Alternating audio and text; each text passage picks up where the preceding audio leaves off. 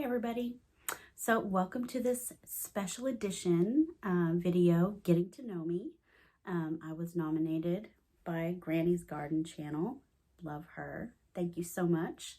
And I also want to give a shout out to Monica Katie for these wonderful questions. So here we go.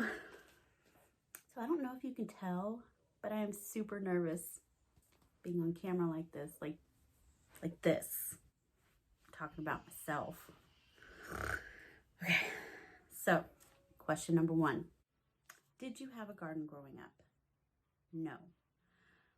I have an early memory of being around 7 or 8 years old, and my mom gave me a packet of carrot seeds, and I remember planting those in the ground, and after the green stuff came up, I pulled them out, and they were little tiny baby things, and I ate them. That's like my earliest memory of any kind of gardening. I do remember always being fascinated by plants and just nature in general. That just was something that was interesting to me. Science and things. I was always doing like science experiments and putting jars of goop in the top shelf of the closet, which my mom will tell you she had a lot of fun finding when I was a kid. The atrocious things that I had growing in the top of the closet, because that's where I put all my experiments and things. But never any real gardening experience. I do have a bachelor's degree in biological health sciences with a minor in wildlife conservation. And the only class, my whole college career, the only class that I got an A+ in was botany. That right there should have been a sign, and I probably should have changed my majors and done something else with my life. Because certainly commercial real estate and property management that's what I do now, but I'm telling you, I wish I was doing something with plants. Number 2, where was your first garden and what did you grow? I came to gardening really late in life. I think it was, I dabbled over the years. I'd plant shrubs or I'd buy some seeds and I'd throw them out, and I didn't know what I was doing, and I thought I had a black thumb because everything died because I didn't know what I was doing.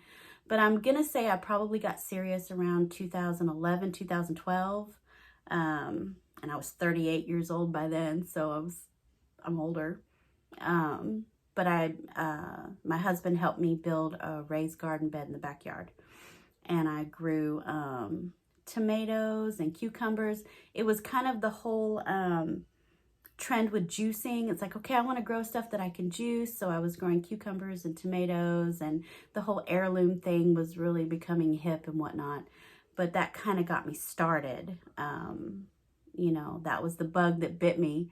And then it was around September 2011, we had a Suburban, the vehicle from our neighbors behind us, to drive through our yard and through our house.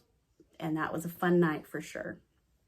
But in putting everything back together, putting the fence back together, renovating the house, because of all the damage, I really got more into the landscaping part and not so much vegetables. Like vegetables, I still like growing them and everything, but I'm more into ornamentals and actual landscape and landscape design. That's kind of what I want to get better at.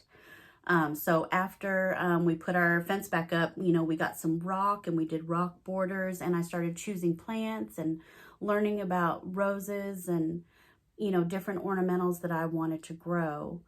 So yeah, that's kind of where I really got serious about it. So I was almost 40 years old before I really got into all this.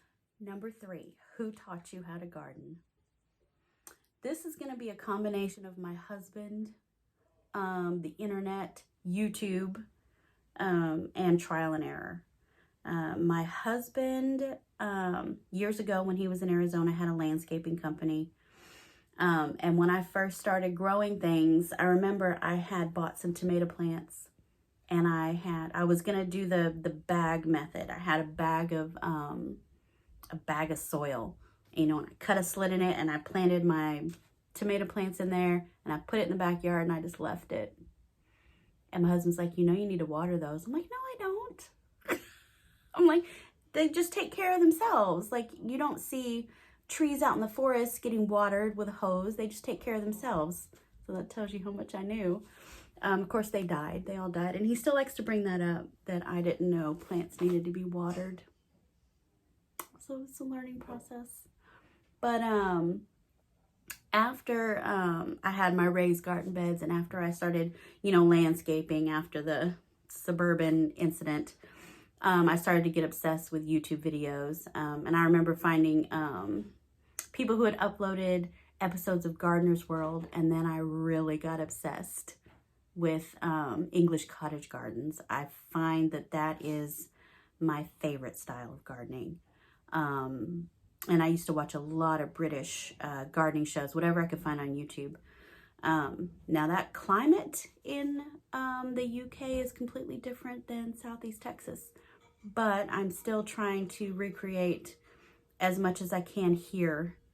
And that's a lot of the trial and error, seeing what'll work here and what won't. I've had some success with dahlias. I didn't think I could do dahlias here because of the humidity and the heat. And they do tend to go to sleep in the heat of the summer. So they'll do okay in the spring. They'll wake up in the spring and I might get a bloom or two, but then they'll go to sleep until early fall, and then they come back, you know, then they wake back up. It's safe to come out. So yeah, that's, and even now, books. I have started purchasing books to get more ideas. Sometimes I don't always find a YouTube video that talks about specifically what I'm looking for. Like, surprisingly, I can't find it, but I can find it in a book. I can find this one right now, this Southeast 54 landscaping designs and blah, blah, blah, whatever this is. This is like my favorite book right now because it has actual designs in it that you can do.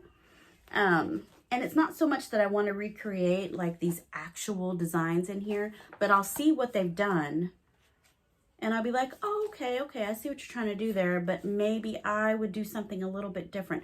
So it helps kind of jumpstart my creative juices. Like if I'm having writer's block, like planter's block, this just kind of gets it moving and gets me going and gets me thinking, because we have a lot of land here.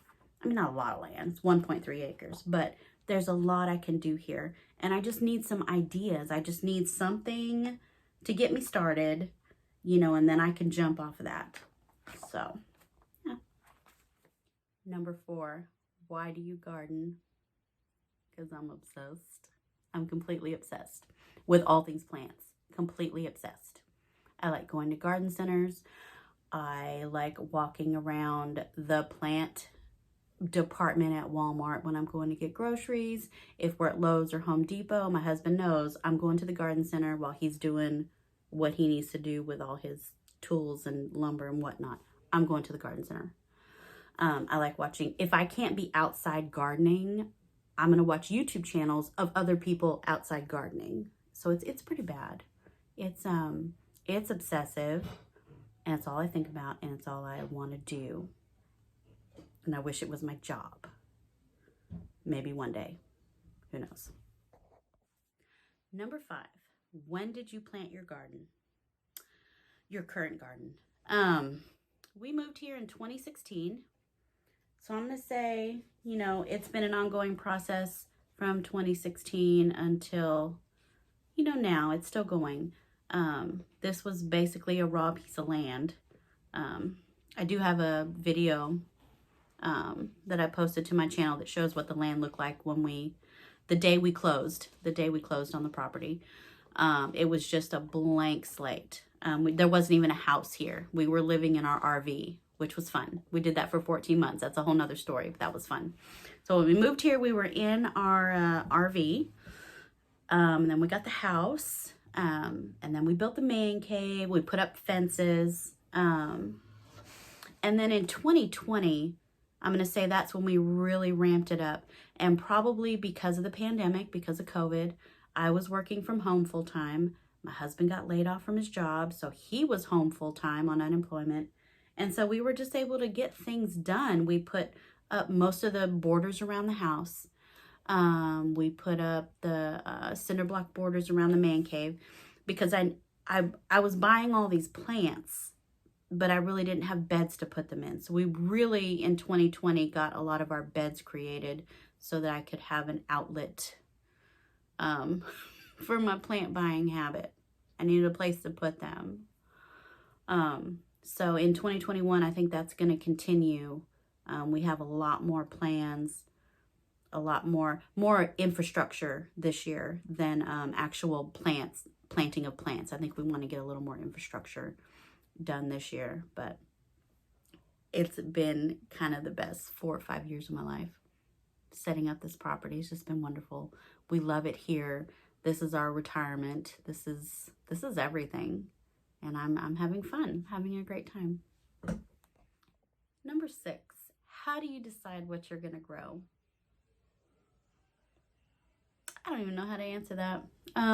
Usually I have no plan. I see something that I'm obsessed with at the garden center and I buy it. Or I see some cool seeds at Walmart and I buy them. I'm still in that honeymoon phase with gardening, where I just get so enamored with something and I have to have it and I'm not sure how it's going to end up. I just need it. Just need it. So that's kind of how I decide right now. I'm sure that will change as I mature as a gardener. I'm still a very immature gardener, for sure. But there's no rhyme or reason. There's no method to my madness. I get enamored with things and I buy them. And a lot of times they don't work out, but at least I tried. I got it out of my system. Okay, number 7. Which plants, flowers brought you the most joy this past year?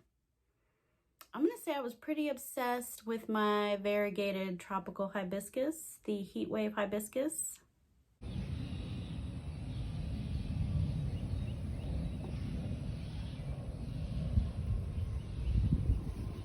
Beautiful. Also with the Gaura, the Siskiyou pink, Siskiyou white Gaura.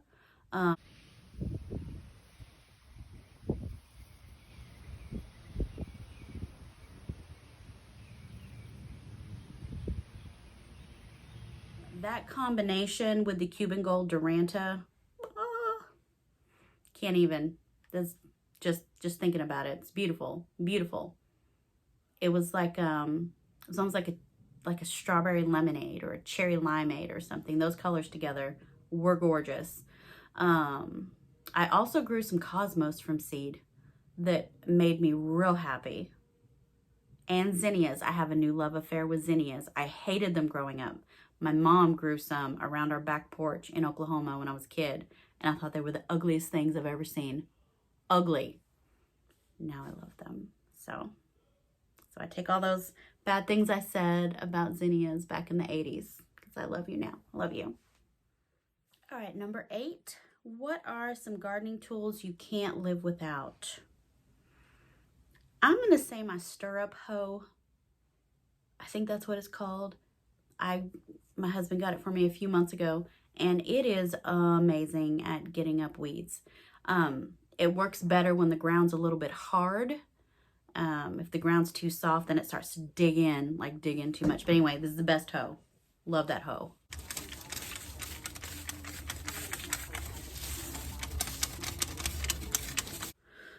Also my snippers, my clippers, and my fanny pack. I gotta have my fanny pack. I love to rock a fanny pack. And I got my snippers in there. My clippers are in there. I've got some bread ties, maybe some zip ties. It just holds all my things. So yeah, those are some must-haves for sure.